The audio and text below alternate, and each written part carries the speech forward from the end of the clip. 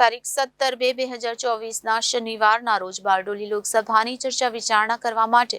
Circuit house Vyara ખાતે આદિવાસી સમાજના લોકલાડીલા ધારાસભ્ય અને ભરૂચ લોકસભાના ઉમેદવાર શ્રી ચેતરભાઈ વસાવા, ગુજરાત પ્રદેશ મહામંત્રી શ્રી મનોજભાઈ સોરઠિયા તેમજ આમ આદમી પાર્ટીના રાષ્ટ્રીય હોદ્દેદાર, ગુજરાત પ્રદેશના હોદ્દેદાર, તાપી જિલ્લાના હોદ્દેદારો, સુરત જિલ્લાના હોદ્દેદારો તેમજ અલગ અલગ વિંગના કાર્યકર્તાની સમીક્ષા મીટિંગ યોજાઈ હતી। ગત ચૂંટણીમાં બારડોલી લોકસભાના તમામ વિધાનસભાના મતગણતરી કરતા બીજા નંબર ઉપર આમ આદમી પાર્ટીનો નંબર આવે છે, માટે આ સીટ ઉપર કોંગ્રેસ અને આમ આદમી પાર્ટીના ઇન્ડિયા અલાયન્સમાં મેરિટ ઉપર આમ આદમી પાર્ટીની સીટ મજબૂત ગણાય છે, માટે બારડોલી સીટ ઉપર આમ આદમી પાર્ટીની સ્થિતિ મજબૂત જણાઈ આવે છે। ધારાસભ્ય ચેતરભાઈ વસાવાની લોકચાહનાના પરિણામે આદિવાસી બેલ્ટમાં આમ આદમી પાર્ટીનું ઘોડાપુર આવ્યું છે એમ ગણી શકાય, જેને પગલે બારડોલી સીટ આમ આદમી પાર્ટીના ફાળે જશે તેવી સંભાવના મજબૂત બની છે। માહિતી અનુસાર આમ આદમી પાર્ટી કોંગ્રેસ સાથે ગઠબંધનમાં 8 સીટ સાથે મક્કમ ચૂંટણી લડશે, પરંતુ ગઠબંધન તૂટશે તો 26 સીટ ઉપર પણ પોતાના ઉમેદવાર ઉતારશે। હવે આમ આદમી પાર્ટી ભરૂચ અને ભાવનગર સીટ ઉપર ઉમેદવાર જાહેર કર્યા પછી બારડોલી સીટનો ઉમેદવાર પણ ટૂંક સમયમાં જાહેર કરશે।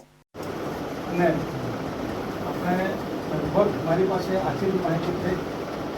કાઢી લાવવાનો મનોજભાઈને વિનંતી કરું કે તમે તમારી રીતે એનાલિસિસ સાથે એક વ્યવસ્થિત ઉમેદવાર આપશો અને તન મન ધનથી સહકારીની તમને મદદ કરશે। લોક મંડળીઓ 1285 2 લાખના સાથી મિત્રો, થોડા દિવસ પહેલા તમે બધા જાણો છો કે ભરૂચમાં આપણા રાષ્ટ્રીય મહાસચિવ સંદીપભાઈ પાઠકજી આવ્યા અને એમણે કીધું કે આવનાર દિવસોમાં જે ગઠબંધનમાં ઇન્ડિયા ગઠબંધન એલાયન્સ જે બન્યું છે એમાં જે તે સમયે પૂરા દેશમાં લોકહિત માટે, લોકતંત્રને બચાવવા માટે અને ભાજપને કઈ રીતના પરાસ્ત કરાય એ માટે એક મંચ પર 28 જેટલા વિપક્ષી દળોનું ગઠબંધન થયું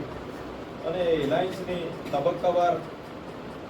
ગઠબંધન બાદ મિટિંગો થઈ। 8 જાન્યુઆરીએ ત્યાં મિટિંગ થઈ, 12 જાન્યુઆરીએ સીટ શેરિંગને લઈને મિટિંગ થઈ। તો ગુજરાતને લઈને જ્યાં આપણે વિધાનસભામાં સારા એવા માર્જિનથી આગળ છે, ઘણી સીટો લોકસભાની વાત કરીએ તો આપણે ભાજપ પછીના ક્રમે છે,